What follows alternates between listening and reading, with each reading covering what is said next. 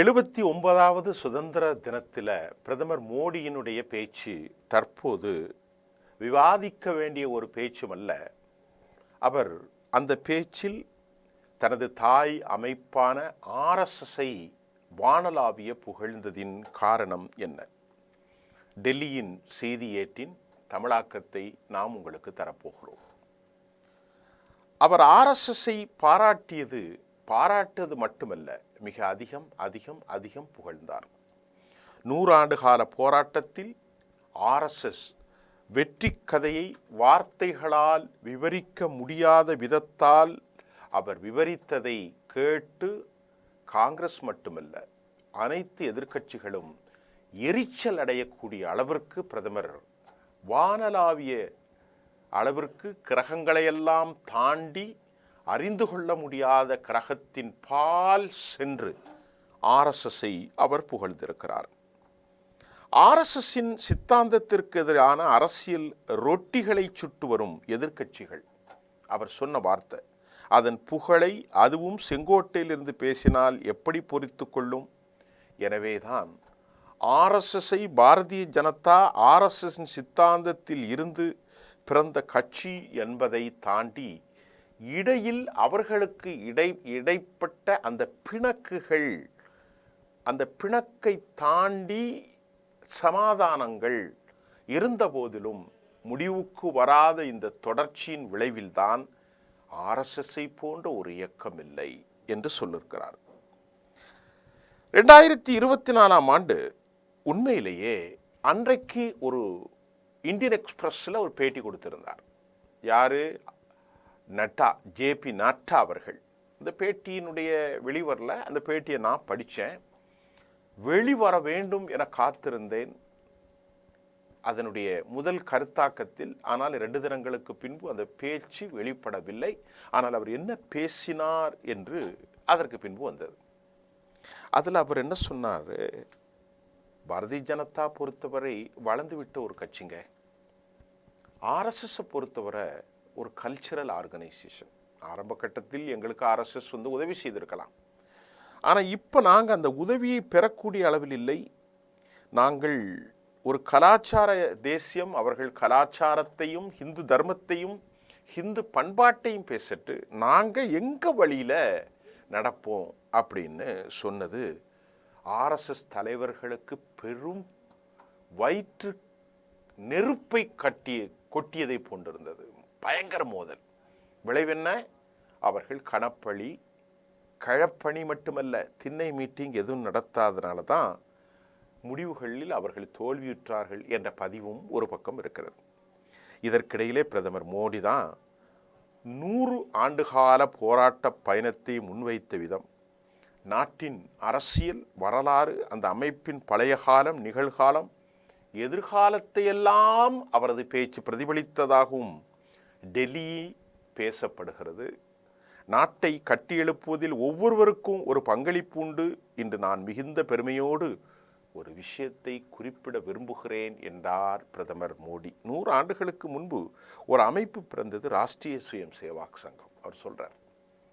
அப்போ அதை 2024 நட்டாவோடு பேசும்போது சொல்லணும்ல. அவங்க சொன்னதைத்தான் நாங்கள் கேட்போம்.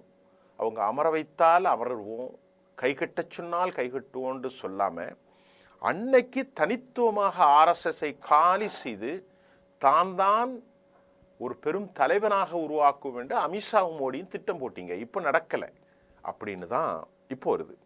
அப்போ அவர் என்ன சொல்கிறார்? 100 ஆண்டுகளுக்கு மோடியுடைய பேச்சு இதோ, 100 ஆண்டுகளுக்கு முன்பு ஒரு அமைப்பு பிறந்தது, அது ராஷ்டிரிய சுயம் சேவாக் சங்கம்.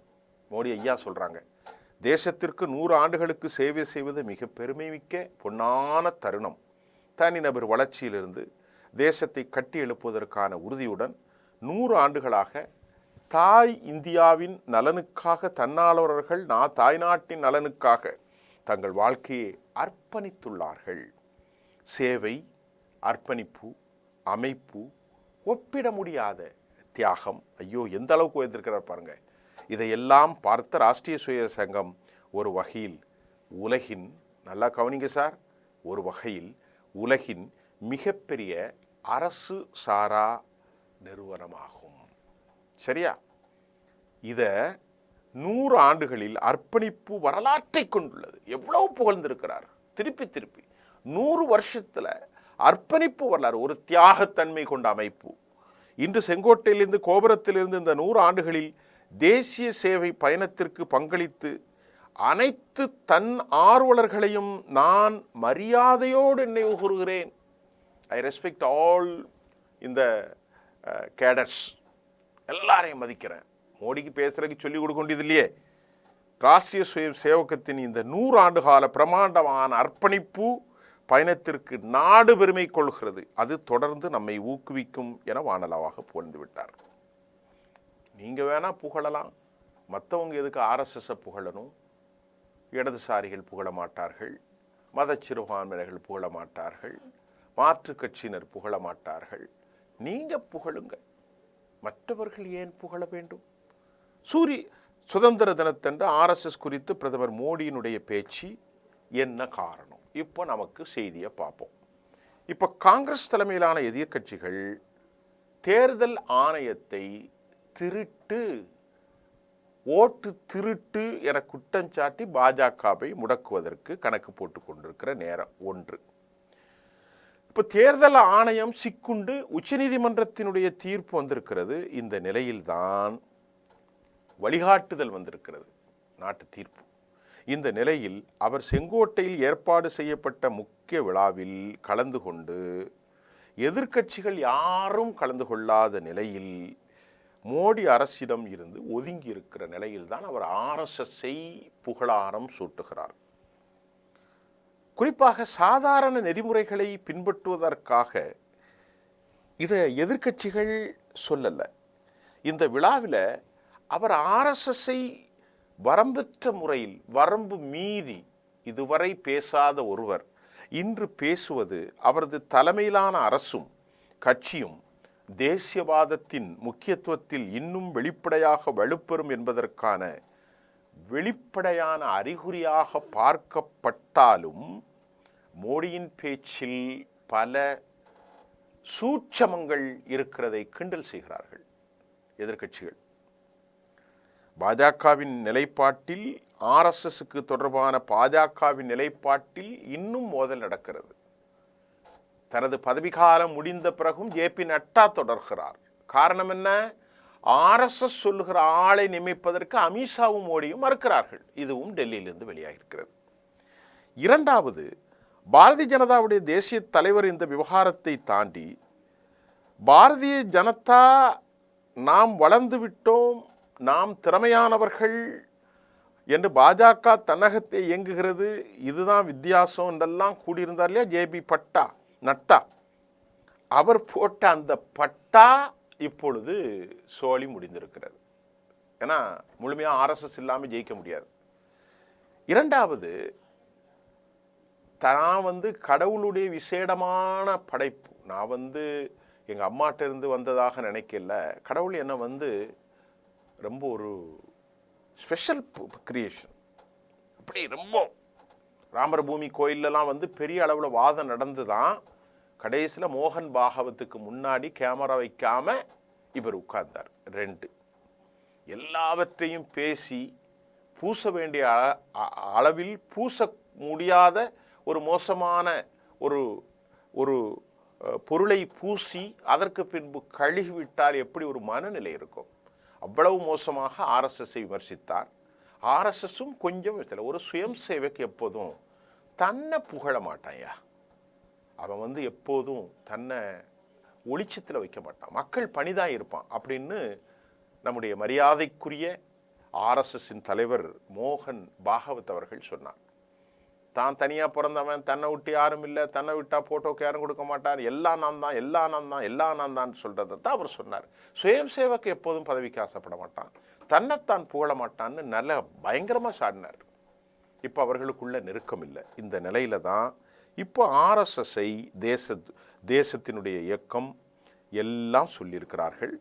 இப்போ ஆர்எஸ்எஸ்ஐ இவர் ஏன் இந்த அளவிற்கு நெருங்குகிறார்?